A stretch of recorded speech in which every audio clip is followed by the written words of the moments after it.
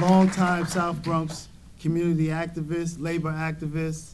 He fought for this very school that we're standing and sitting in right now. I'd like to introduce you to Mr. Ramon Jimenez.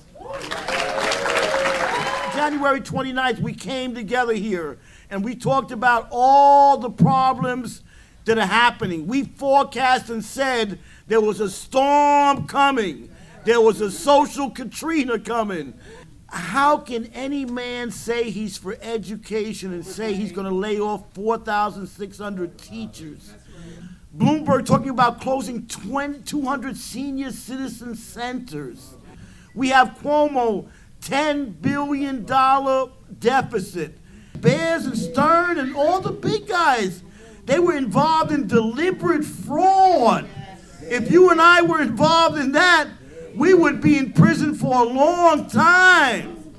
We have to figure out how to unite forces in New York City.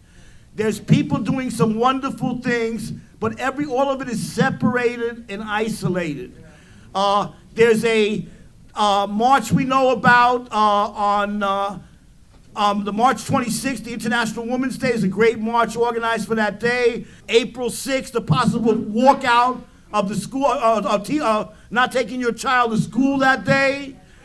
There's people talking about an anti-war march on April 9th. There's people talking about the greatest May 1st demonstration ever.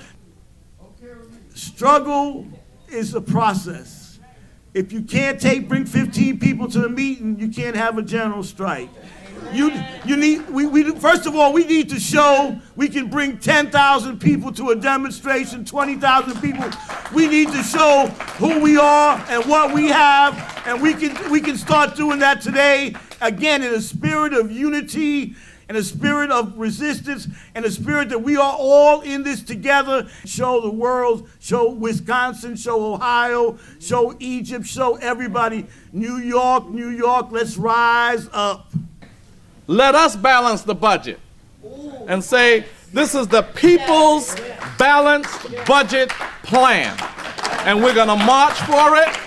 We're going to sit in and not leave legislative bodies for it. But this people's balanced budget plan is what we're going to go to our graves for, we'll go to jail for, we'll stop this nation for, we'll stop the state for, we'll stop the cities for. A people's balanced budget plan that will balance the budget off the back of those who can afford it. I think that one of the most important things we need to do is to do what we do that's right when we're organizing to get people into tenant organizations, when we're organizing to get people into unions, when we're organizing to run candidates. We go door to door. We talk to people. We go to other people's meetings. We let them know what we're doing. We try to find ways to work together. We are respectful. Is it going to be broad? Is it going to be powerful? Is it going to be in every corner of the city, every corner of the state, and all across the country? And are we going to be linked to other people that are doing the same? And if that's what it is, then that's how we have to organize. People have to be mobilized to do what is in their interest to do, but they need to be inspired that they can do that. I was a couple of months ago in Chicago, and the city, it's the same story in Chicago as it is here, they were going to close down a part of a school, and the mothers, it was all women, it was in the Latino community, took it over and occupied it for weeks until they won that building.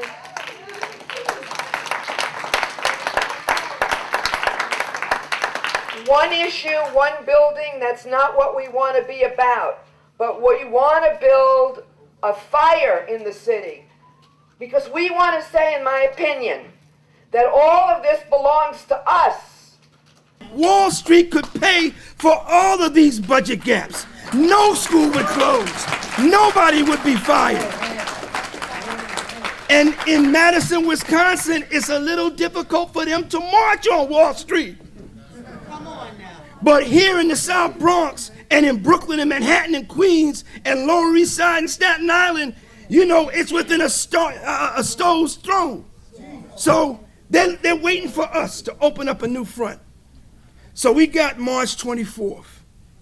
It's important because the students are walking out, they're going to City Hall, and then they're going to Wall Street.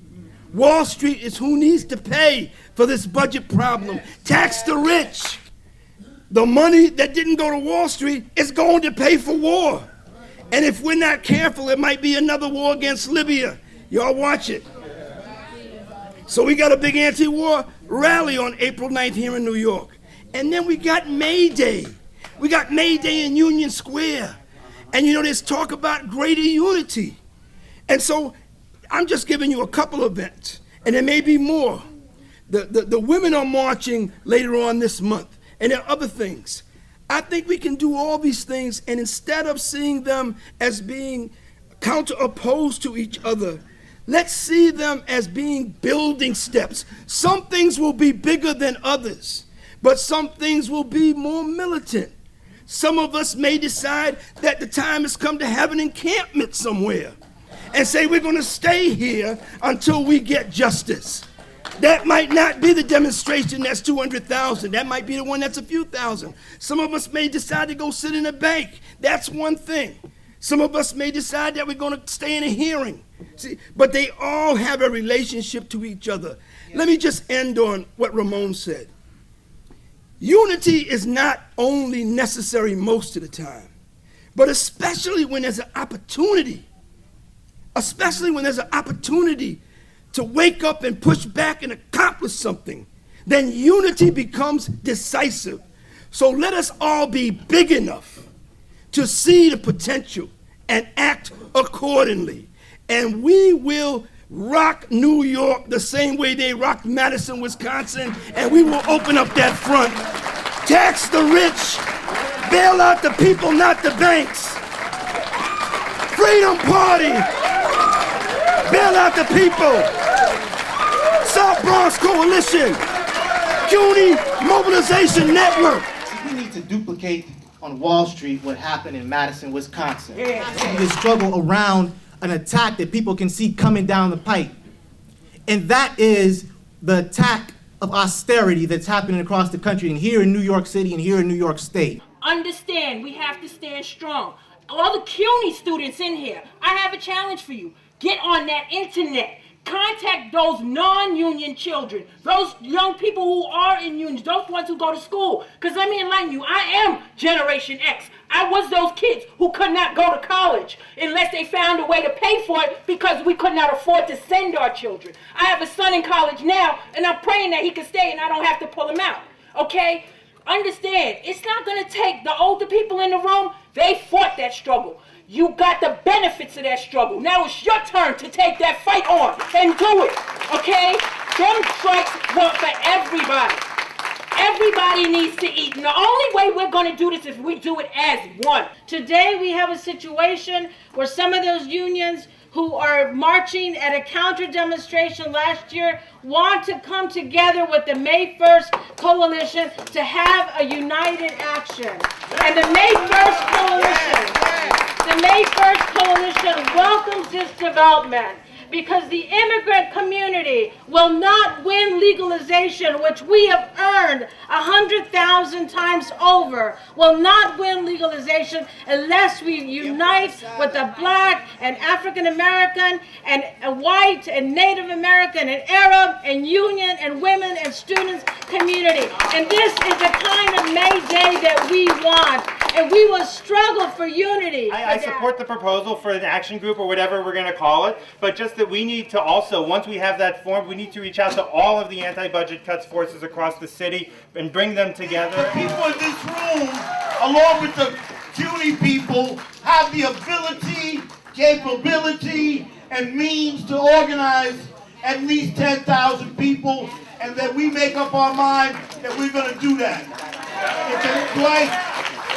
Can I say that we agree to that? March 24th, City Hall to Wall Street, maybe with a people's budget to present to City Hall, and then a march to Wall Street, and we stop by the Bank of America as an example of someone that doesn't pay any taxes. 5 p.m.